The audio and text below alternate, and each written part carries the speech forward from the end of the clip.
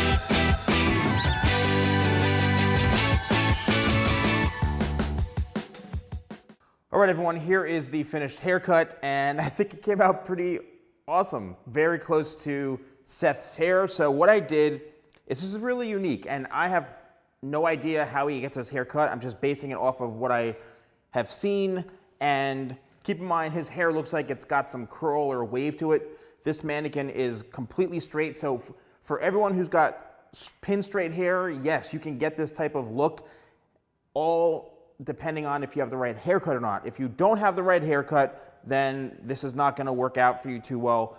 It's just gonna lay straight, you're not gonna have any wave or volume to it. But the key is the haircut. So as you can see, and I started off from the back, there's really a pretty severe blend going from here right down into the corners, okay?